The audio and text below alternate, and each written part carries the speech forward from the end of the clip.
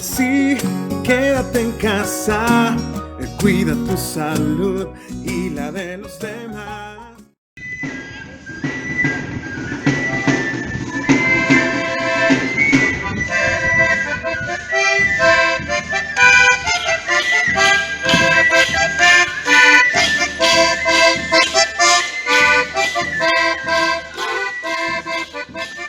¿Qué tal? Bienvenidos a este programa de La Cultura nos une en línea. Como ustedes saben, esta programación la, la integra desde hace 3 meses la Secretaría de Cultura para todos ustedes. El día de hoy lo vamos a dedicar a lo que se conmemora hoy, el Día Internacional de los Pueblos Indígenas, y para ello la Secretaría de Cultura organizó una serie de acciones en torno al tema. Esta charla que voy a dar yo a continuación, pero además va a haber la posibilidad de acceder a algunas exposiciones fotográficas sobre el tema, digo, vía virtual, y también entiendo a descargar algunos textos que hacen referencia al asunto de los grupos indígenas locales, a su historia y a su cultura. Esperemos que sea una programación de su agrado. Vamos a arrancar. El Día Internacional de los Pueblos Indígenas es una acción que propone la Organización de Naciones Unidas, perdón, para la Educación, la Ciencia y la Cultura, la UNESCO, y en su reunión de Ginebra en 1982 declara pues que el día 9 de agosto sea conmemorado el Día Internacional de los Pueblos Indígenas. Además de esta acción, allá en el 82, a lo largo de estos años, UNESCO sigue generando propuestas en torno a la atención de los pueblos indígenas. En el año de 1993 declara el Año Internacional de los Pueblos Indígenas del Mundo. Al año siguiente, en 1994, en el 10 de diciembre, arranca el primer decenio internacional de los pueblos indígenas del mundo. Esto es un compromiso de los países miembros de generar acciones durante 10 años, durante esta década, en torno a mejorar las condiciones de los grupos indígenas del mundo. El propósito de UNESCO, por supuesto, pues es eh, fortalecer la cooperación internacional para la solución de problemas que enfrentan comunidades indígenas de todo el mundo. Más o menos se comparten las mismas problemáticas. Se atienden pues, cuestiones de los derechos humanos de estos grupos, cuestiones del medio ambiente y el territorio, que también son problemas que todos tienen por ahí, cuestiones del desarrollo de los pueblos indígenas, de la educación, de la salud. La historia de los pueblos indígenas, de los pueblos originarios de México y del mundo, ha estado plagada de violencia, de discriminación, de pobreza, de abusos. Nada más para darnos una idea, después de la conquista de México, a los 80 años, 60, 80 años de la conquista de México, el 80% de la población indígena había desaparecido. Eh, una cantidad enorme de gente desaparecieron porque, bueno, muchos murieron en las guerras de conquista, porque normalmente nos enseñan que con la derrota de los aztecas, ¿verdad? se lleva a cabo la conquista de México. No es así. Había otros imperios, había otros grupos que ocupaban grandes extensiones del territorio de lo que hoy es México. Y bueno, se tuvieron que ir a conquistar también, a luchar contra estos grupos incluso que presentaron más batalla que los propios aztecas. Bueno, pues en estas guerras fue que murió mucha gente. Otro factor fue el asunto de la esclavitud. Los indígenas fueron esclavizados y pues no soportaban esas cargas de trabajo y esas condiciones de vida y morían muchos. Y otro factor más, pues las enfermedades que trajeron los españoles y para las que los indígenas no tenían eh, defensas. Entonces, pues prácticamente el 80% de la población en menos de 100 años, de 80 años, fue exterminada. Después, con la independencia de México, la situación de los indígenas siguió siendo pues desigual, siguió siendo la misma. Si bien se toma la imagen romántica del indígena azteca que muere en la conquista y que forma parte pues del mestizaje del europeo y de estas comunidades, en realidad pues el indígena que se reivindicaba era el indígena muerto, no los indígenas que aún habitaban este país. Y bueno, pues las condiciones para ellos siguieron siendo las mismas, cambiaron de los europeos a los criollos y mestizos, que fueron ahora quienes empezaron pues a abusar de los pueblos indígenas, a generar pues condiciones de desigualdad, de discriminación. El Nuevo México se declaró mestizo, entonces prácticamente no formaban parte de ese primer proyecto de nación que surgió con la independencia. Durante la revolución, después de la revolución, tampoco mejoraron mucho la situación de los indígenas, de los pueblos originarios.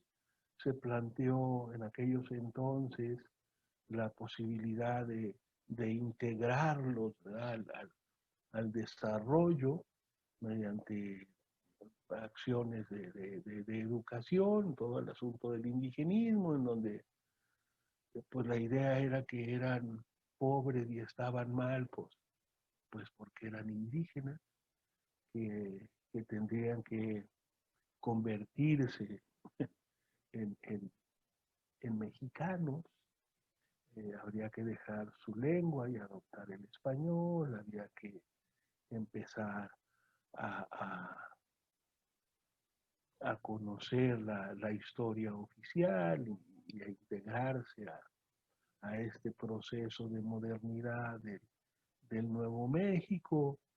Eh, y bueno, en realidad al día de hoy no sabemos si fue una acción benéfica o no el enseñar el idioma español a los indígenas y el integrarlos como cualquier otra persona mestizo a formas de educación que luego no correspondían a su historia y desarrollo y que generaban conflicto hacia el interior de las comunidades, el conflicto intergeneracional de padres e hijos, ¿no? Por el abandono de la lengua, en fin.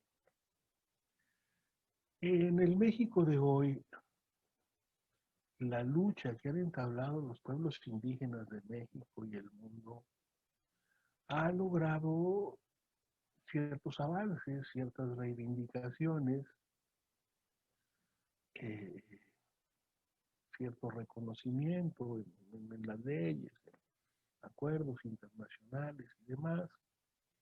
Sin embargo, los indígenas siguen siendo los sectores más vulnerables, más pobres eh, y discriminados, no nomás en México, digo, en el mundo. Aquí en nuestro país existen por ahí de 7 millones de, de hablantes de lenguas indígenas, 25 millones se declaran o se reconocen aquí en México como indígenas, independientemente de que ya no hablen la lengua, pero se autodenominan indígenas. La mayoría de estos pueblos, de esta gente, se encuentra asentada en los estados del centro y sur del país.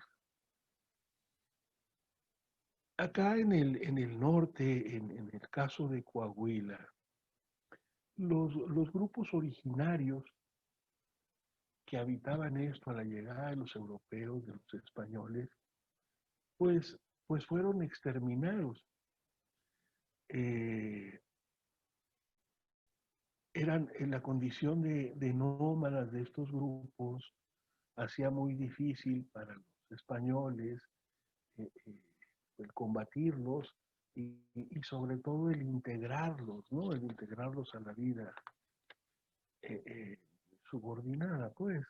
Y bueno, se optó por el exterminio. Eh, los que no fueron muertos fueron esclavizados y vendidos, se enviaban al sur, a Veracruz, incluso a Cuba, y total fue una población que se exterminó. Y nuestro estado se repuebla, o toda la región se viene repoblando con los europeos que llegaron y con indígenas del centro del país que venían con ellos, con mulatos y con negros, ¿no? Que era más o menos la gente que llegaba acá a fundar misiones y presidios. Eh,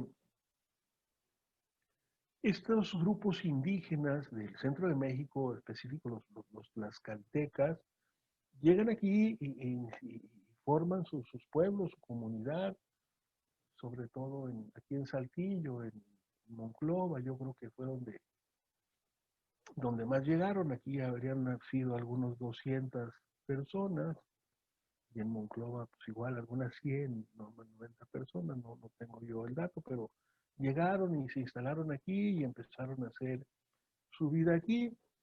Lo que pasa es que, bueno, con el paso del tiempo se dieron procesos de mestizajes culturales, sanguíneos y demás, y son comunidades que hoy no vemos como tales, separadas, pues, eh, eh, pero queda la impronta, la huella de su estancia aquí, de su cultura. eh, Aquí en Saltillo, por ejemplo, en todo el asunto el cultivo del maguey y los beneficios de la planta son un elemento cultural que trajeron ellos, ¿no? Todo este asunto del pulque, del aguamiel, de la miel de maguey, eh, eh, el mismo pan de pulque, son parte de esta impronta que les digo que dejó ese grupo. Eh, el zarape de Saltillo también está ligado a esta herencia de este grupo tlaxcalteca, y yo creo que algo de la dulcería tradicional de aquí también son elementos que ellos pudieron haber traído. Sin embargo, bueno, como grupo ya no es perceptible aquí en la ciudad, son saltillenses, pues. Y hoy en Coahuila se reconoce como comunidad indígena local a los Kikapú. Los Kikapú es un pueblo que llegó a nuestro territorio, por ahí ven ustedes a un Kikapú, es Chacoca, es un líder religioso que murió hace algún par de años. Y bueno, les decía, ellos llegaron aquí al territorio, a México, en el siglo XIX. Ellos venían huyendo, por un lado, del acoso de los ingleses y de las colonias, y también de algunos otros grupos indígenas que venían presionándolos, los Sioux entre ellos. Y bueno, llegan acá a México por ahí de 1849, 50, 51, piden permiso para asentarse en el territorio, en Coahuila, y les es otorgado siempre y cuando cumplieran ellos con la labor de guardafronteras. En aquellos entonces había aún muchas incursiones, sobre todo apaches, hacia Coahuila, y bueno, pues Misiones y Presidios eran devastados y había que volver a poblar y demás, y bueno, esto generaba un costo al país, y bueno, se llegó a este acuerdo con los Icapús. Ellos estuvieron en Piedras Negras, entiendo que también estuvieron por ahí en Nava, y ya terminaron en la región carbonífera, en el municipio de Musquis. Su comunidad es el nacimiento de los Icapú. Estaría a algunos 45 kilómetros de la cabecera municipal de Musquis. Y para darnos cuenta del sufrimiento de estos grupos, los Kikapú son una comunidad originaria de la frontera de Canadá y Estados Unidos, de la región de los Grandes Lagos. Y desde allá los fueron echando hacia abajo, quitándoles territorio, hasta que cruzaron todo Estados Unidos y llegan acá. Imagínense cambiar de entorno. Ellos vivían en bosques, pues, era la región de los Grandes Lagos, y vinieron a parar hasta el desierto, pero pasaron por los llanos, tenían que acomodar todos sus sistemas, toda su cultura, porque estaban acostumbrados a la caza y manejo de ciertos animales y de cierta flora y fauna, y tenían que venir aprendiendo en el camino a vivir de otros entornos, en fin, o sea, una vida dura de este grupo. Eh, Aquí en el nacimiento de los Kikapú, hoy no hay censos exactos, ellos viajan mucho, pero son alrededor de 800 Kikapú, un número así estimado, los que están por acá. Eso que ven en la pantalla son sus casas tradicionales, hechas de un bejuco ahí y de varas, ¿verdad? Les, eh, les comentaba que ellos uh, viajan mucho. Ellos casi todo el año se la pasan en Estados Unidos porque se van a trabajar a las piscas y se van a trabajar también en el casino. Ellos tienen un casino de juego. Cuando Texas los reconoce como grupo originario en algunas décadas, ellos adquieren el derecho, pues, a manejar este giro del juego, y tienen un casino allá. Entonces pues, ellos allá trabajan, allá se la pasan la mayor parte del tiempo, y regresan acá a su comunidad una vez o dos veces al año a realizar sus ceremonias religiosas. Normalmente esto es a principios de año, con las primeras lluvias, es que les avisan desde acá, y se vienen todos ellos a realizar sus ceremonias. Eh, Conservan algunos elementos culturales, tales como la construcción de sus casas, que estamos viendo aquí, la elaboración de artesanías. Esto que ven ahí debe ser una piel de venado. El venado ocupa mucho de su vida religiosa, es un animal que forma parte ahí de sus elementos míticos. Entonces ellos lo que trabajan con la piel es una gamuza de venado. Ahí vemos cómo la están trabajando, cómo la están puliendo ahí. Y con ella elaboran sobre todo las teguas. Las teguas son un calzado que ellos usan, las hacen de este material y las adornan con shakira. Ahí están, esas son unas teguas de gamuza. Ahí vemos el, el, el adorno en shakira. Hacen también trabajo de collares y pulseras y todo en shakira. Ahí vemos algunos ejemplos. Y bueno, conservan también, como les decía, sus ceremonias religiosas, sus danzas, eh, eh, algunos elementos de gastronomía, su lengua, porque cuando menos hay varias bandas Kikapú. Aquí está la de México, pero hay en Texas, creo que hay en Oklahoma y por ahí en algún otro lugar de haber bandas Kikapú. La banda de México es la que más conserva su lengua, sus tradiciones. Es pues fue la más aguerrida porque se quedó acá y no regresó en mucho tiempo a Estados Unidos.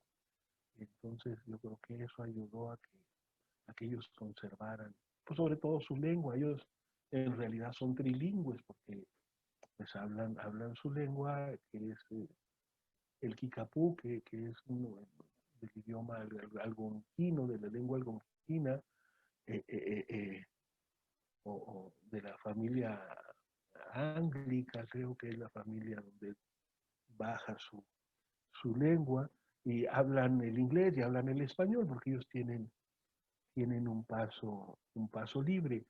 Hubo otros asentamientos Kikapú, entiendo yo, en Tamaulipas, ya no existe ahí. Otro más en Sonora. En Sonora sí está la comunidad ahí, pero es una comunidad que ya perdió su lengua, sus tradiciones. Ya, ya es como cualquier comunidad de ahí de Sonora que viven ellas. Eh, Quiero hablar de otro grupo que entró más o menos al país por las mismas fechas que los Kikapú, y quiero hacer mención de él. eh, no son propiamente indígenas, y por eso quise abordarlo, porque luego se dice, pues que son indígenas los Mascogos. Los Mascogos son un grupo que más bien siento yo que ellos se autodenominan como afrodescendientes. Ahí tenemos algunas personas de la comunidad. Es una comunidad que está a algunos kilómetros de los Kikapú. Se llama el nacimiento de los negros Mascogos. Ellos entraron aliados con un grupo indígena norteamericano, los seminoles, y llegaron a esta tierra. Igual cumplieron funciones de guardafronteras. Cuando mejoraron las condiciones en Estados Unidos, muchos de los Kikapú regresaron, los seminoles regresaron, pero los negros ya no regresaron, los Mascogos se quedaron, porque hay que recordar que en Texas pues es el último estado que abolió la esclavitud, y el regresar a Estados Unidos, bueno, pues los metí en una condición de esclavos y se quedaron acá. No quise dejar de mencionarlos, aunque digo, ellos son más afrodescendientes o afroindígenas, a lo mejor pudiera denominarse. No voy a abundar más en el tema. Ya cuando hablemos de la tercera raíz y del asunto de la afrodescendencia y demás en otro programa, abundamos sobre los Mascogos. Otro grupo que también se avecinó en nuestro estado y que hoy reconocemos como un asentamiento indígena, este, de aquí, digo, aunque es producto de una migración, son los mazahuas. Ahí están los mazahuas. Eh, el pueblo mazahua, su comunidad originaria, su territorio original, está allá entre los estados de México y Michoacán. De allá son las comunidades mazahuas. Eh, en el caso de los mazahuas que están allí en Torreón, de la comunidad mazahua, ellos vienen de una comunidad del estado de México. Eh, Se llama la comunidad, si no me equivoco, Santa María Cancheslá. Es municipio de, aquí tengo el dato, Temascalcingo, Estado de México. Ellos llegaron aquí por allá de los años 30 y 40, es que se empezaron a dar estas migraciones. Yo supongo que por el reparto agrario y el asunto del boom de la agricultura en la laguna, y ellos venían para acá a vender, ellos son comerciantes, a vender semillas, nueces, vendían, traían lo que ellos denominan loza, ¿no? Ellos trabajan el barro y traían vasijas, ollas y demás a vender por acá, y otros incluso a, a, a la limosna, era gente muy pobre, ¿no? A pedir en las calles. Eh, Se avecindaron aquí, se quedaron en Torreón, y hoy más o menos estamos hablando de algunas entre 250 y 300 familias de mazahuas, asentadas en algunas 3 colonias o 4 colonias de, de Torreón. Yo creo que de las primeras colonias a donde empezaron a llegar fue a la colonia Antigua Aceitera, que es una colonia que está muy cerca del centro, y como su actividad es el comercio, sobre todo, aquí se han dedicado a, ya además de las semillas y todo esto, se tienen puestos en el centro a vender lo que ahora denominamos como novedades, cosas, y ahí tienen de ahí obtienen ellos su sustento. Esta que vimos, mira, ahí están sus negocios, está Manuel y su esposa, ellos, todo lo que es el centro histórico ahí de Torreón, se mandaron a hacer unos módulos, unos puestos, y ahí están casi la mayoría de los mazahuas eh, eh, en el comercio. Eh, su, su santa patrona, su fiesta, este es Santa Rosa de Lima, y tiene puesto pues un traje tradicional mazahua. Eh, eh, Ese tejido, ese bordado, es una artesanía que elaboran ellos. Y bueno, cada año conmemoran esta fiesta, creo que es en el mes de agosto. Muchos de ellos regresan a su comunidad de origen, allá a Santa María Cancheslá, al Estado de México, y allá se pasan unos días para la fiesta.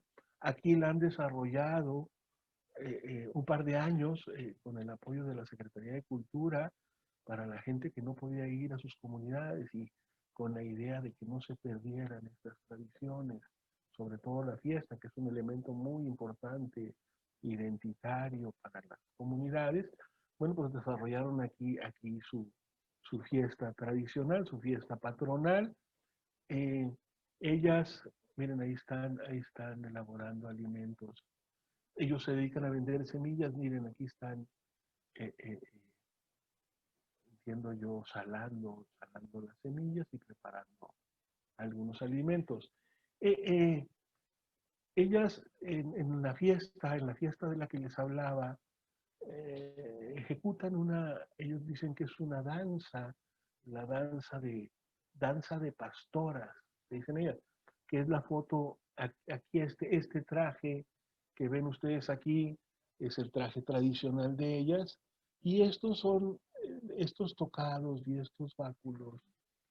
Yo en realidad lo que pienso es que es una pastorela cantada, bueno, que se cantaba, y ellos dan algunos giros cuando interpretan el canto, pero por lo que yo veo de los tocados, los báculos, todo esto, es más bien como una especie de pastorela que ellos denominan danza de pastoras.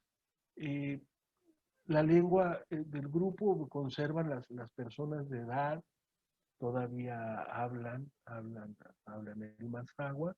Las nuevas generaciones ya no están manteniendo la lengua. Hay pocos elementos, algunos elementos de su gastronomía que por ahí conservan y todavía desarrollan su fiesta, su danza y bueno, prácticamente de la cultura que ellos trajeron por acá. Bien, regreso al este Día Internacional, ya para terminar, de los pueblos indígenas, es pues para generar conciencia de la importancia de la existencia de estas culturas que han dado origen históricamente a México y culturalmente a enriquecer nuestra cultura. Es un día también para reflexionar sobre las difíciles condiciones en que estos pueblos desarrollan su vida cotidiana, de los problemas económicos, de tenencias de tierras, de discriminaciones, de desigualdades que hasta el día de hoy todavía padecen. El que hagamos conciencia en torno a la importancia de respetar su cultura y bueno, sobre todo el respeto a sus derechos humanos. Bueno, yo la dejo hasta aquí por cuestiones de tiempo. Agradezco la atención de todos ustedes y los invito a que durante todo el día de hoy, bueno, pues podamos estar visitando las exposiciones que van a estar ahí virtualmente sobre el tema de los grupos aquí locales y también pues que puedan echarle una ojeada a los libros que se van a estar también abriendo aquí en esta página. Muchas gracias y espero que sigan con nosotros en la cultura en Zoom en línea. Gracias.